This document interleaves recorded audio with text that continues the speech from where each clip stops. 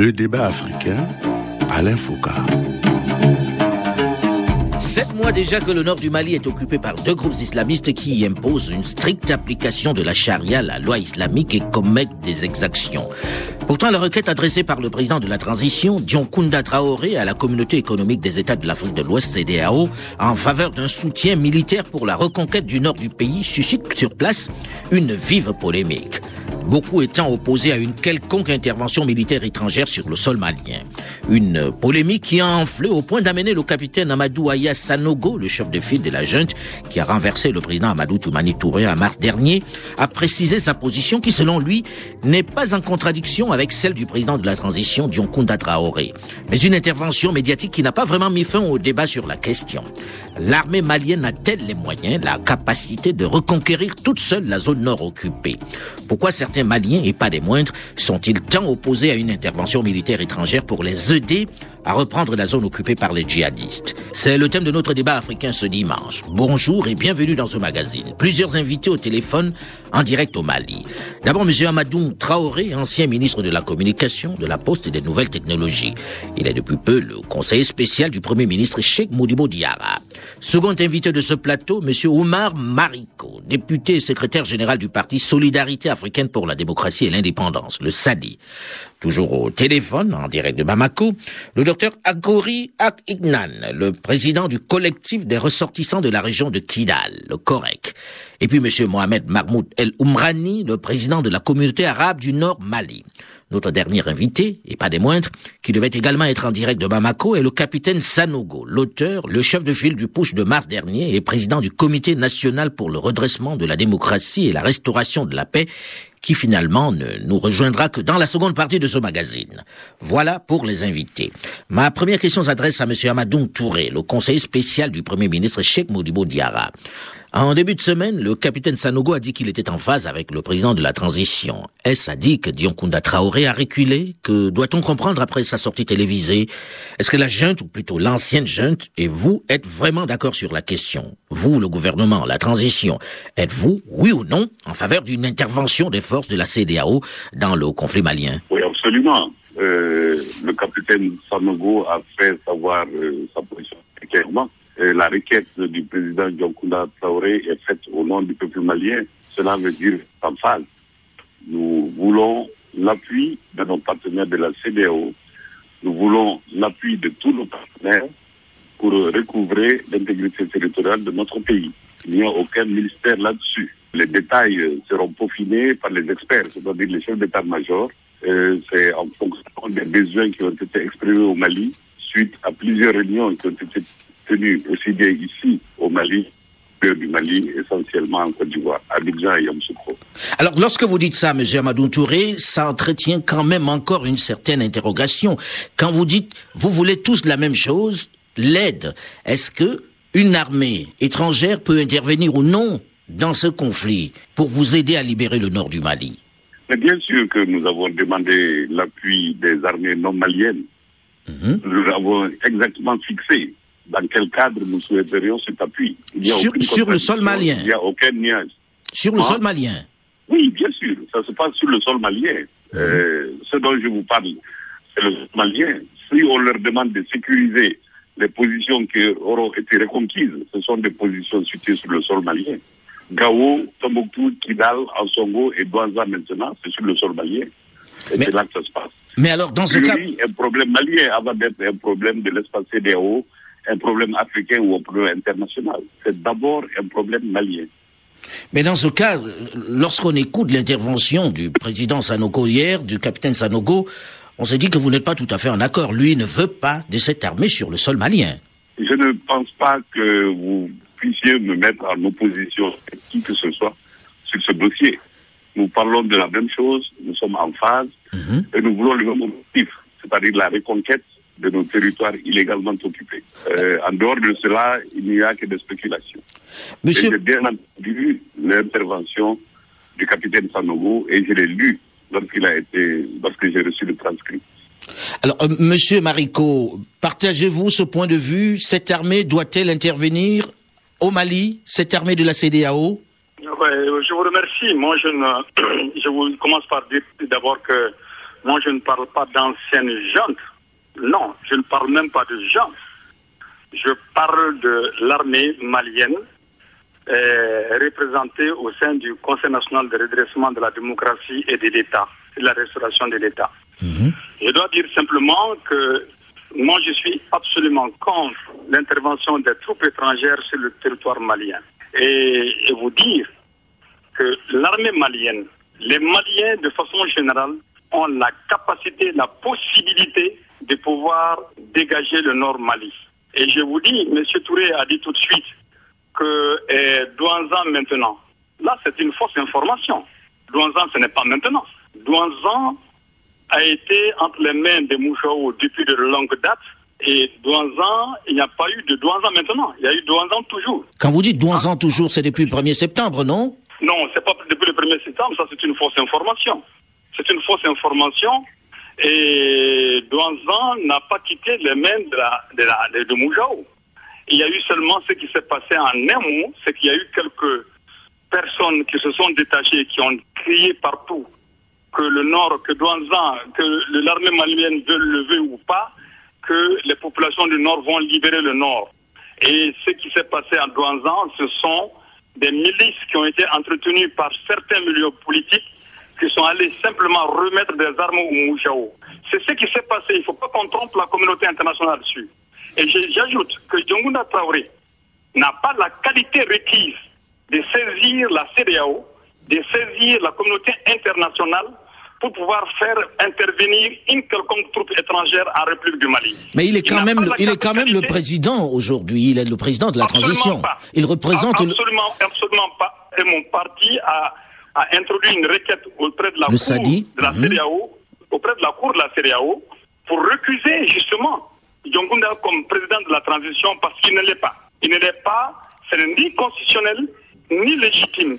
Alors donc, ça c'est un autre débat, mais je vous dis simplement en un mot que l'intervention des troupes étrangères en République du Mali ne s'impose pas et elle est inacceptable pour les raisons suivantes.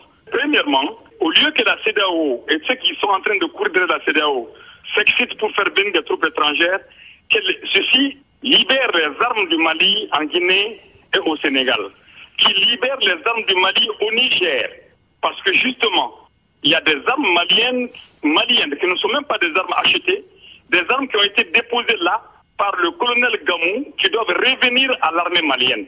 Alors, deuxième chose, les Maliens sont en capacité, l'armée malienne est en capacité de pouvoir faire face à la situation. Nous avons affaire à des Maliens qui ont eu un comportement qu'on ne peut pas, dont on aura l'occasion de débattre. Il y a la possibilité de dialogue et d'intervention, cela ne peut se faire que par le Mali. La troisième chose, c'est que et l'armée malienne, dans toute sa composante, et Ansardine, et le MNLA, tous disent qu'ils ne veulent pas d'intervention des troupes étrangères en République du Mali. Ça veut dire qu'ils ont conscience, nous avons tous conscience que cette situation peut être gérée par les Maliens. Monsieur Marico, ça fait 7 mois que l'armée malienne n'a pas bougé un pouce, n'a pas avancé d'un centime. Pendant ce temps, les autres ont véritablement occupé le Nord. Donc si l'armée malienne était capable de le faire, peut-être qu'elle l'aurait déjà fait. On va parler de la capacité de l'armée malienne à se défendre ou à reconquérir le Nord dans la suite de ces débats. Mais avant, je vais poser la question à monsieur Amadou Touré, de savoir quelle est sa réaction lorsque lui qui appartient au gouvernement, qui est conseiller spécial du Premier ministre Cheikh Modibo Diarra, voit que on remet en cause la légitimité même de Diongounda Traoré. Mais c'est une question sans objet pour moi. Il n'est pas question de remettre en cause la légitimité du président Diongounda Traoré. Je n'ai même pas à répondre à cette question parce qu'elle est sans objet. Je voudrais juste préciser que j'ai dit Douanzan maintenant par la médiatisation. Pas par la réalité de fait, mais par la médiatisation. C'est maintenant que la communauté internationale commence à parler de Douanzan. C'est pour cette raison que j'ai mentionné Douanzan. Bien. Il n'y a aucun souci à se faire à mon niveau, ni au niveau du Premier ministre Cheikh Modibo Diarra. Il n'y a pas de... C'est lui qui parle au nom du Mali. Lorsqu'on a écouté l'intervention du capitaine Sanogo, il reconnaissait l'administration en place, reconnaissait Diongounda Traoré comme étant le président de la transition. On va poser la question... Il ne faisait pas que reconnaître. Il a dit qu'ils étaient en phase. C'est encore mieux que juste de le reconnaître. C'est un pas supplémentaire. dans l'osmose, dans presque la complicité qu'il y a au sommet de l'État malien en vue de la reconquête des territoires occupés. Et ça, cela doit être la position de tous les Maliens, quelle que soit les Est-ce la position, quelle que soit malheureusement, ce n'est pas la position de tous les Maliens, mais Oumar Mariko, malheureusement, c'est pas la position de tous les Maliens, et je veux vous dire que le capitaine Sanogo est un homme qui fait preuve d'une grande humilité. Il fait preuve d'une grande humilité face à des politiques qui aujourd'hui ont des mots à la bouche, mais ils n'ont pas la pratique. Mais il apprendra à les connaître. Monsieur Oumar Mariko, on va passer la parole au docteur Akori Aknan, qui lui est le président du collectif des ressortissants de la région de Kidal, pour savoir quel est son point de vue. Est-il ou non pour une intervention des forces de la CEDEAO sur le territoire malien? Pour ma part, je pense que le Mali traverse une crise sans précédent, que nous n'avons presque jamais connue. Une crise non seulement sécuritaire, une crise politique, et donc un appui de ses partenaires, je pense que pour moi, tout à fait la bienvenue. Pour vous, la CEDEAO devrait intervenir? Je dis pour moi, l'intervention de la CEDEAO est la bienvenue. Mais la nature de l'intervention, la forme de cette intervention doit et reste une prérogative régalienne du gouvernement malien. Quelle est la forme qu'ils veulent faire prendre à cette intervention? Est-ce que c'est l'équipement, etc. Mais pour moi, le constat est simple, c'est que pendant plusieurs mois, nous ne sommes pas parvenus à résoudre cette crise. Et donc, effectivement, les voisins, s'ils peuvent nous venir en aide, quelle que soit maintenant la forme de l'aide, doit être effectivement négociée avec les Maliens. Si la forme de l'aide venait à être l'intervention directe sur le terrain, vous qui êtes en zone occupée, seriez-vous d'accord? Je sais d'expérience, en tout cas avec toutes les autres formes d'intervention qui ont été réalisées de part, en tout cas dans les zones de conflit à travers le pays, qu'effectivement cette intervention, en tout cas des troupes étrangères, qui ne connaissent pas le territoire, surtout la zone désertique, deuxièmement peut être responsable de problèmes de dégâts collatéraux assez importants. Moi je pense que effectivement les Maliens peuvent, en tout cas s'ils s'organisent, peuvent effectivement créer les conditions d'une reprise de l'intégrité du territoire. Bien, on va parler de cette reconquête du territoire dans un petit moment, mais je voudrais terminer le tour de nos invités, puisque Mohamed Mahmoud El Oumrani, qui est le président de la communauté arabe du Nord Mali, est également en ligne, et je voudrais savoir si lui, il est également ou non pour l'intervention de la CEDEAO, des forces de la CEDEAO au Mali. Eh bien, je voudrais vous remercier et dire que la CEDEAO, c'est notre famille. La CEDEAO a intervenu dès les premiers jours de la crise au Mali. Et si vous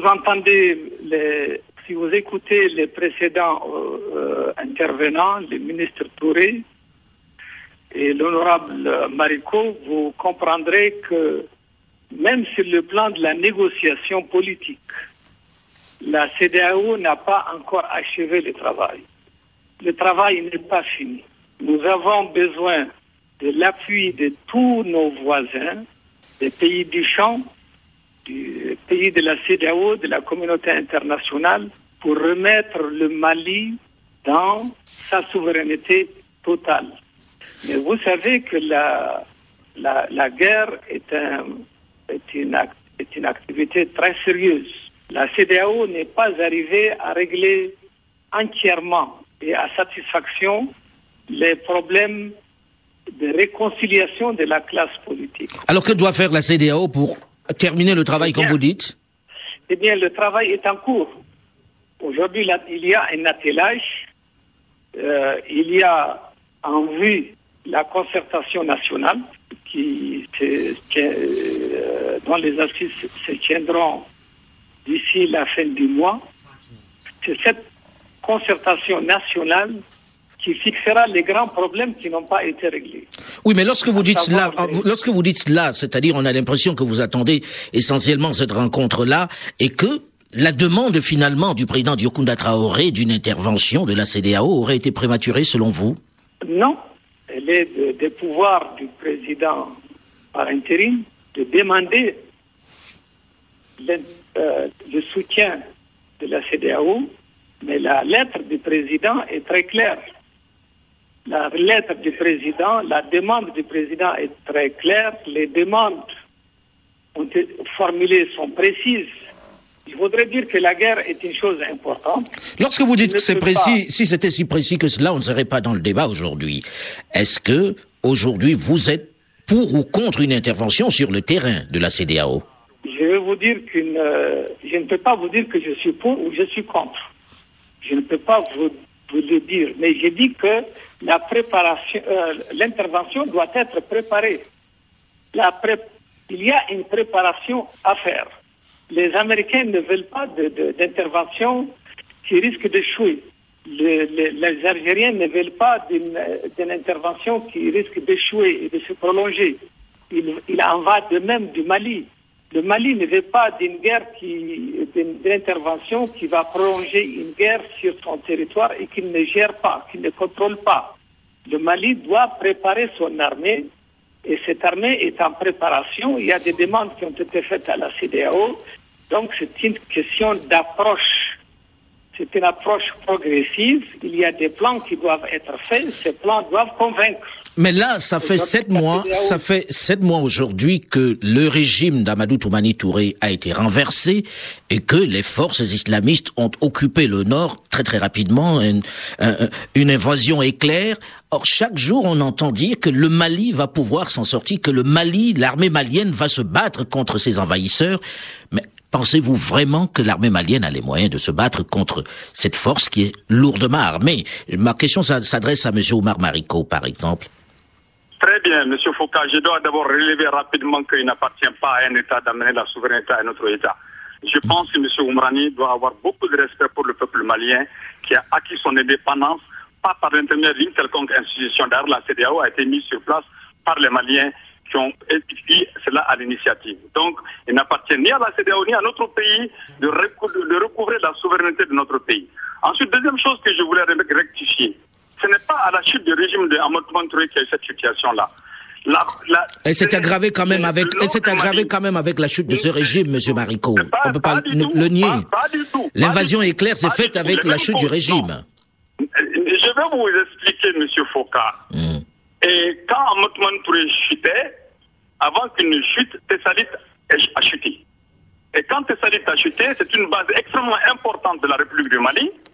Et les Gao et Tombouctou ont été pris par des éléments renégats de l'armée malienne. Ça, c'est ça la réalité. On ne peut pas nier, M. Mariko, que la chute ait quand même facilité l'invasion des autres régions. Absolument pas. Non, absolument le chaos qui régnait sur place a quand même facilité l'invasion des autres régions. Vous permettez, s'il vous plaît, que je vous dise que ce n'est pas la chute du régime de ATT qui a entraîné l'occupation du Nord. Au contraire, moi, je viens d'arriver pratiquement de Niafouké hier seulement. Ce n'est pas la chute d'Amadou Toumani Touré. Au contraire, c'est la chute d'Amadou Toumani Touré qui a arrêté l'avancée de la rébellion sur le territoire malien. Curieux. Donc, absolument. Et Gao et Tombouctou. Comment cette invasion aurait pu être plus grave? Elle aurait été plus grave parce que la cause, qu'est-ce qui a poussé justement à la guerre? C'est ce qui a poussé à la guerre. C'est Amadou Toumani Touré et son régime, son équipe. On va pas revenir dessus parce que c'est des questions de point de vue, M. Mariko. On va pas revenir dessus. La question aujourd'hui, M. Mariko, est de savoir, l'armée malienne a-t-elle le moyen de reconquérir le territoire? C'est un peu cela. Est-ce qu'il faut ou non la CEDEAO? C'est le thème du débat aujourd'hui. Malheureusement, nous arrivons à la fin de la première partie de ce magazine. Vous allez pouvoir vous exprimer dans la seconde, dans une dizaine de minutes, juste après une nouvelle édition du journal. Nous parlerons notamment de la capacité ou non de l'armée malienne à reconquérir l'intégrité du territoire et qu'est-ce qu'il faut faire véritablement pour qu'elle se mette à reprendre certaines villes. Quelles sont les solutions? Rendez-vous donc à tous dans une dizaine de minutes, juste après une nouvelle édition du journal sur Radio France Internationale pour la suite du débat africain. Le débat africain, Alain Foucault. Mais pourquoi la question de l'intervention des forces de la communauté économique d'Afrique de l'Ouest dans le conflit malien suscite-t-elle tant d'opposition et de division dans le pays et la sous-région? Alors que depuis le coup d'État militaire du 22 mars dernier qui a plongé le pays dans le chaos et favorisé la progression éclair des groupes armés, 2/3 du Mali sont occupés par des islamistes qui imposent une stricte application de la charia, la loi islamique. L'armée malienne a-t-elle les moyens, la capacité de reconquérir toute seule le nord du pays ? Bonjour et bienvenue si vous nous rejoignez seulement maintenant dans la seconde partie du débat africain avec plusieurs invités. D'abord, M. Amadoum Traoré, ancien ministre de la Communication, de la Poste et des Nouvelles Technologies. Il est depuis peu le conseiller spécial du Premier ministre Cheikh Modibo Diarra. Second invité de ce plateau, M. Oumar Mariko, député et secrétaire général du Parti Solidarité Africaine pour la Démocratie et l'Indépendance, le SADI. Toujours au téléphone, en direct de Bamako, le docteur Akori Ak-Ignan, le président du collectif des ressortissants de la région de Kidal, le COREC. Et puis M. Mohamed Mahmoud El Oumrani, le président de la communauté arabe du Nord Mali. Notre dernier invité est le capitaine Sanogo, l'auteur, le chef de file du putsch du mars dernier et président du Comité national pour le redressement de la démocratie et la restauration de la paix, qui ne devrait pas tarder. Nous l'aurons en ligne d'un moment à l'autre. Mais en attendant, je voudrais comprendre. Monsieur Mohamed Mahmoud El Oumrani, vous qui êtes le président de la communauté arabe du Nord Mali, pourquoi certains Maliens sont-ils autant opposés à une intervention étrangère directe pour libérer le nord du pays ? Est-ce de la fierté ? Les Maliens ne sont pas opposés à l'aide et aux contributions des pays amis. Mais ce qui est essentiel, c'est qu'on se mette d'accord avec le Mali sur l'aide qu'il faut apporter au Mali. Une aide correspond à des besoins. Mais qu'est-ce qu'il peut y avoir d'autre comme besoin lorsqu'une armée est en face d'une autre aussi puissamment fournie, aussi puissamment équipée ? Ce n'est pas ça le problème. Puissamment ou insuffisamment équipée n'est pas le problème. Il y a une armée malienne qui est en train de se reconstituer, qui est en train de se reconstruire. Les bataillons, les unités combattantes sont en cours de formation. Mais le Mali a besoin d'une aide technique. Pourquoi vous voulez anticiper ? Suivez les besoins du Mali. La CEDEAO doit suivre les besoins du Mali, satisfaire les besoins du Mali un à un, jusqu'à ce qu'on établisse un plan de combat et des unités combattantes. Mais c'est quoi les besoins du Mali aujourd'hui ? C'est quoi les besoins de cette armée malienne ? Très clairement, ils ont été exprimés très clairement par la lettre du président par intérim, et les besoins ont été exprimés à l'occasion des réunions des chefs d'état-major. Pourquoi la CEDEAO ne satisfait pas d'abord Alors on va poser la question. On va poser la question à M. Amadoum Touré, qui est, lui, conseiller spécial du Premier ministre Cheikh Modibo Diarra. C'est quoi les besoins de cette armée pour qu'elle entame la reconquête du Nord Mali, aujourd'hui, concrètement, parce que M. Oumrani dit que les besoins sont clairement exprimés. Quels sont-ils, ces besoins ? Les besoins, c'est clairement exprimé dans la lettre du président Djokouna Traoré. Ils ont trait à la logistique, ils ont trait à l'approfondissement de la formation, ils ont trait au renseignement, ils ont trait au plan sanitaire, à l'intervention des médecins, des médicaments, ils ont trait à l'appui humanitaire, ils ont surtout trait à l'appui logistique. Et l'appui logistique est multiforme quand on parle d'appui logistique. Vous avez posé une question de manière très rapide, je crois. Vous dites que les Maliens sont opposés à l'accompagnement, à l'assistance ou à l'intervention de la CEDEAO. Ce n'est pas totalement exact. Il y a les incantations. Il y a des Maliens qui font des incantations sur des valeurs éculées. Il y a des Maliens qui font face à la réalité et qui agissent au nom du Mali et qui essaient de trouver des solutions. Donc, l'étape de la CEDEAO n'est qu'une phase. Il y aura la même requête auprès des pays amis du Mali. Elle sera convoyée par les autorités maliennes pour que l'assistance nous vienne. Parce que ce que nous devons obtenir pour reconquérir notre territoire va au-delà des ressources humaines. Nous avons des ressources humaines compétentes. Il faut approfondir leur formation. Il faut les réarmer psychologiquement, moralement, mais il faut aussi les équiper. Dans la lettre du président Djokouna Traoré, il est écrit un appui aérien et l'envoi de 5 bataillons à partir de la ligne de front qui seront graduellement engagés pour contrôler les villes reconquises. Je pense que c'est assez clair, c'est quand même une intervention sur le sol malien. Or, on a l'impression que cette idée fait peur, véritablement. Fait peur à qui ? On n'a jamais dit que ça faisait peur à qui que ce soit. C'est écrit noir sur blanc par les autorités chargées d'assumer les responsabilités étatiques au niveau du Mali. Je ne vois pas en quoi cela fait peur. Mais on a l'impression que c'est ce qui fait peur, par exemple. Un manque de communication, un manque d'explication. De la part de... C'est le devoir de ceux qui sont chargés d'expliquer. On va donner la parole à M. Oumar Mariko qui fulmine de l'autre côté lorsqu'il vous entend. Mais je note, M. Foucault, que vous me coupez beaucoup et vous donnez beaucoup trop de temps aux autres. Monsieur Marico, vous avez plus de temps de parole que tout le monde pour l'instant. Hein. Rassurez-vous, vous avez largement plus de temps de parole. S'il vous plaît, je vais vous dire que face aux incantations de ceux qui demandent à ce que la CEDEAO vienne, je dis que l'armée malienne, la première des choses pour qu'elle soit en capacité de pouvoir faire face à la situation, c'est d'abord que la CEDEAO libère les armes maliennes du Sénégal, du Niger et de la Guinée-Conakry. Ça, je me demande comment est-ce qu'on va faire l'impasse sur cet aspect aussi important de la chose.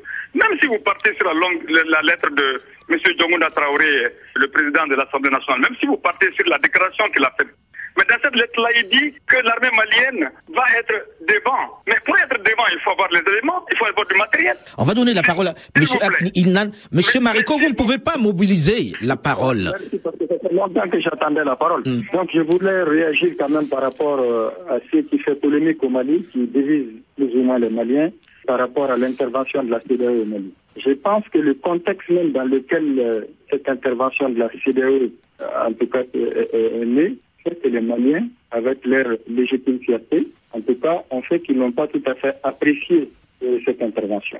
Deuxièmement, je pense qu'il est extrêmement important de mettre en avant d'abord les ressources internes, les ressources internes. Mais M. Ignan, lorsqu'au bout de 7 mois, il ne se passe rien, n'est-ce pas la preuve que l'armée malienne ne peut pas finalement reconquérir, qu'elle est divisée, qu'elle n'est pas organisée, qu'elle n'a pas les hommes? D'après ce que j'ai compris, effectivement, je pense que l'armée d'abord se prépare. Elle est en train de se remettre en forme, d'après ce qu'on nous a dit, et que je ne suis pas expert de la question. Mais il faut comprendre aussi, d'après ce que j'ai pu comprendre aussi, que même s'il devait y avoir une organisation, une intervention extérieure, ceci devrait prendre énormément aussi de temps. Alors, on va poser la question au capitaine Sanogo qui nous a rejoint, Amadou Aya Sanogo, qui nous a rejoint, le président du CNRDRE, le Comité national pour le redressement de la démocratie et de la restauration de l'État. Monsieur le Président, est-ce une honte pour le Mali si une armée intervenait sur son terrain? Est-ce qu'en situation aussi grave, l'armée malienne ne devrait même pas solliciter l'aide, par exemple, de la CEDEAO? Vous savez, ma position est celle de toute l'armée malienne, et je crois que vous le savez déjà. Parce que dans l'architecture institutionnelle actuelle et dans l'environnement actuel, cette position est en phase avec les autres composantes. Parce qu'après tout, nous avons couru depuis mars, il faut dire qu'un gros travail institutionnel et militaire a été abattu, notamment dans la mise en place des institutions. Et je vous rappelle que nous avons travaillé sur ces questions avec la CEDEAO tout au long des négociations.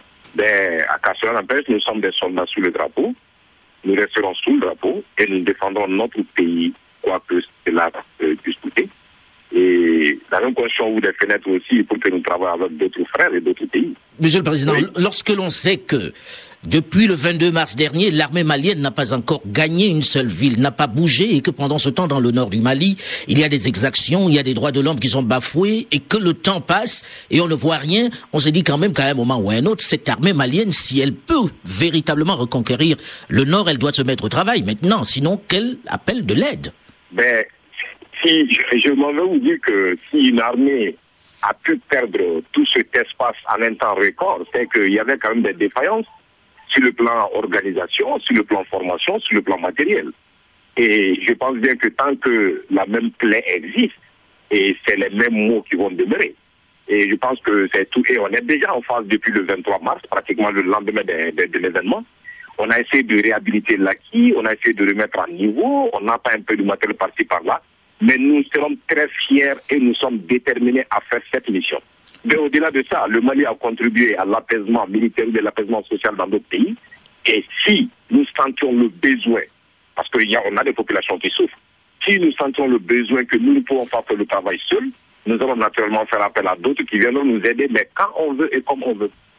Mais, Monsieur le Président, aujourd'hui, est-ce que vous êtes en phase avec le président Diongounda Traoré lorsque l'on lit dans sa lettre demander un appui aérien et l'envoi de 5 bataillons à partir de la ligne de front qui seront graduellement engagés pour contrôler les villes reconquises? Est-ce que votre discours à vous est en phase avec celui-là? On a l'impression que vous êtes opposé.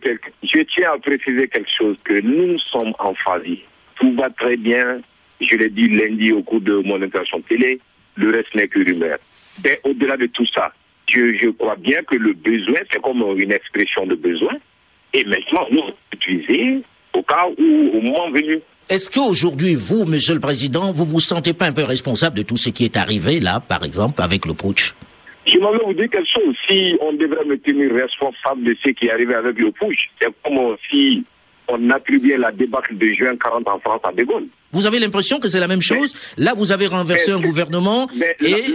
L'ancien régime a été ce que Pétain a été pour la France, et moi je n'ai été que ce que De Gaulle a été pour la France.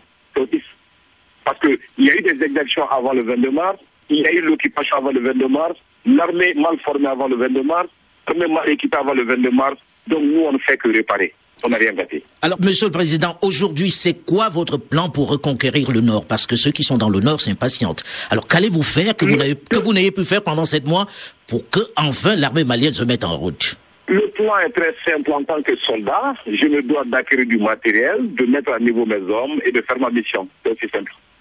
Et qu'est-ce qui vous empêche de le faire depuis 7 mois? Qu'est-ce qui m'empêche de le faire? Peut-être que demander un peu aux politiques ou à l'économique, ça, je ne sais pas. Malheureusement. J'attends seulement. J'exprime des besoins et j'attends à mon peuple de réaliser. Donc, ce que vous attendez de la CEDEAO, c'est quoi exactement? Aujourd'hui, c'est ces armes, c'est quoi exactement? Vos hommes peuvent-ils se battre contre ceux qui sont dans le Nord? Ont-ils les moyens? Ont-ils la force? Si on vous donnait même les armes? Actuellement, le besoin que j'ai exprimé, et si nous avons ça à l'heure actuelle, je crois que nous pouvons faire le travail. Les armes ou le renseignement? Le renseignement, les armes, tout va de soi, c'est une opération militaire. Ça ne va pas sans matériel, ça ne va pas sans formation, ça ne va pas sans renseignement. On a besoin de tout ça. Et ce dont on dispose, on va faire avec. Et ce dont on ne dispose pas et on sent le besoin, on va demander à nos frères. Alors quand vous regardez le Nord Mali aujourd'hui, quel est le sentiment que cela vous fait, ces exactions qui sont commises dans cette région? Je l'ai tout le temps dit, sentiment de frustration, de haine, de regret, et parce que quelque part, c'est une population qui est là-bas qui ne mérite pas tout ça. Vous n'avez pas peur pour votre vie, là-bas au Kankati? Avoir peur pour ma vie, non. Je ne sais pas qu'est-ce qui va me faire peur pour ma vie. Je suis soldat, j'ai opté pour ça. Et tout qu'on fait, je me dois, parce que j'ai prêté serment de me battre pour un pays, et je me battrai jusqu'au dernier soupir pour libérer ce pays. Oui, mais certains disent que vous vous battez en restant à Bamako, alors que le champ, c'est dans le Nord. Ça, c'est question d'opinion. C'est une question d'opinion seulement?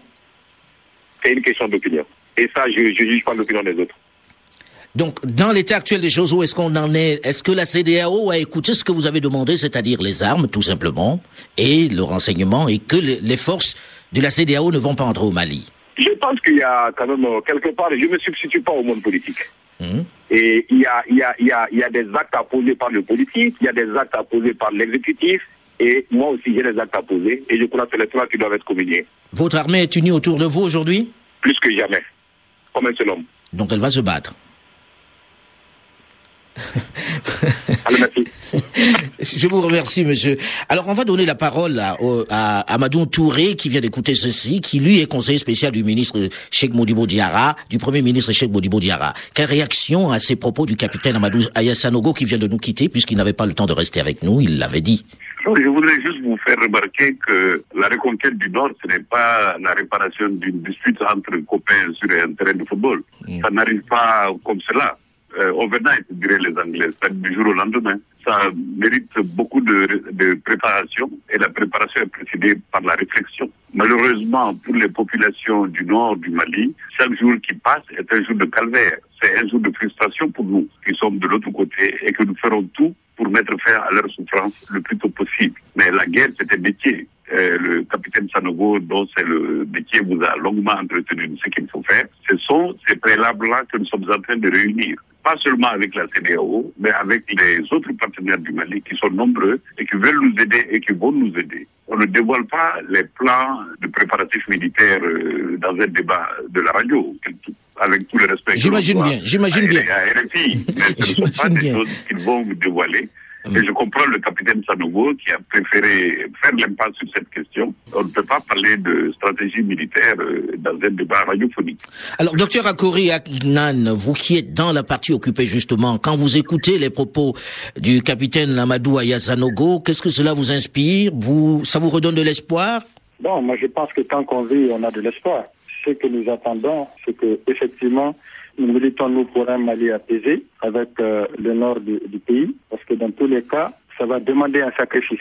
S'il s'agit d'une intervention, c'est un sacrifice. Un homme, qu'il soit militaire ou pas, c'est des vies humaines qui vont être perdues. Donc c'est un véritable sacrifice, j'allais dire c'est un sacrifice ultime. Et maintenant, si la voie de la négociation ou du dialogue peut permettre de résoudre aussi la question, je pense que ça aussi, c'est une voie qu'il faut explorer. Mais n'y a-t-il pas chez vous, dans la région de Kidal, une véritable envie que l'armée extérieure intervienne devant ce qu'on considère un peu comme le mutisme et le silence de l'armée de Bamako? Et moi, je l'ai dit tout à l'heure lors de mon intervention, je pense que même si vous faites venir une armée étrangère, je pense que l'armée malienne a la connaissance du terrain mieux que l'armée étrangère. Même s'ils viennent, je ne suis pas certain qu'ils puissent remporter des victoires assez importantes. Par contre, avec des gens qui connaissent le terrain, s'ils sont vraiment équipés et organisés, je pense qu'ils peuvent organiser la reconquête de cette zone. Parce qu'on a un double problème, je crois, qui est extrêmement important à cerner, c'est que cette zone, elle est difficile, elle est gigantesque et une étendue extraordinaire. Et donc, il faut quand même des gens qui sont habitués pour pouvoir aider à sa reconquête. Monsieur Oumrani, vous qui connaissez l'armée du Nord, pensez-vous que cette armée malienne réorganisée peut reconquérir tout seul cette région? Je voudrais vous dire que intervention de la CEDEAO ou pas, il faut que l'armée malienne s'organise. Ce qu'elle est en train de faire. Ce que la CEDEAO doit faire, il faut soutenir la réorganisation de l'armée. Que l'armée soit au top dans tous les domaines de l'équipement, de la formation. Et la reconquête n'est pas la seule solution pour le problème du Mali. Ah bon, pour vous, la reconquête n'est pas la seule solution? Rapidement, en un mot, parce qu'on arrive au terme de l'émission. Le président de la République par intérim, Yokunda Traoré, a dit que le problème du Nord va être réglé d'abord par la négociation. On va tenter la négociation. Mais ça n'exclut pas que l'armée se renforce. Parce que tant qu'il n'y a pas d'armée dans un pays, eh bien, le pays n'existe pas. C'est l'armée qui est la colonne vertébrale du Mali de demain. Il faut absolument la former, l'équiper. Et ça va prendre un certain temps. Ça prend le temps de tous ces discours de la CEDEAO. Que la CEDEAO se dise qu'elle doit accompagner le Mali. Elle ne doit pas devancer le Mali. La CEDEAO on va terminer là-dessus. On va terminer là-dessus en donnant un mot à Omar Mariko qui, pour l'instant... Enfin oui, je dis félicitations au capitaine Sanogo de nous avoir donné encore une fois. Mais vous êtes vraiment un fan, hein? C'est perceptible. Monsieur Foucault, c'est perceptible que l'armée s'organise au Mali. Parce que la politique qui a entraîné la déchéance de l'armée, la destruction de l'armée, cette politique s'est estompée en partie avec le départ d'Amathman Touré. Monsieur Oumrani sait bien qu'est-ce qui s'est passé au nord du Mali. Les négociants de trafic et de drogue, les négociants d'otages. Il sait de quoi il pourrait bien parler de cela. Alors donc, la politique qui a entraîné la guerre, qui ne s'est pas encore estompée totalement, ne peut pas permettre de libérer l'armée pour faire son travail. Mais l'organisation de l'armée est réelle aujourd'hui. Malheureusement, on va terminer là-dessus. Oui, puisque nous arrivons au terme de cette émission. On a bien écouté votre point de vue. Libérer les armes du Mali. Que la CEDEAO libère d'abord les armes du Mali. C'est le militant qui parle. Merci beaucoup, monsieur Omar Mariko. Je rappelle que dans cette émission, nous avions comme invité le capitaine Amadou Aya Sanogo, le président du Comité national pour le redressement de la démocratie et la restauration de l'État, monsieur Amadou Touré, qui est ancien ministre de la Communication et aujourd'hui conseiller spécial du Premier ministre Cheikh Modibo Diarra, avec grande ministre, monsieur Omar Mariko, qui lui est le secrétaire général du Parti Solidarité Africaine pour la démocratie et l'indépendance, le SADI, et le docteur Akori Ignan, le président du collectif des ressortissants de la région de Kidal. Et enfin, Mohamed Mahmoud El Oumrani, le président de la communauté arabe du nord du Mali. Voilà pour les invités de ce débat africain qui se termine ce dimanche. Delphine Michaud, Olivier Raoul et Alain Foucault, nous vous donnons rendez-vous la semaine prochaine, même heure, même fréquence pour un autre débat africain. Dans un instant, une nouvelle édition du journal sur Radio France Internationale.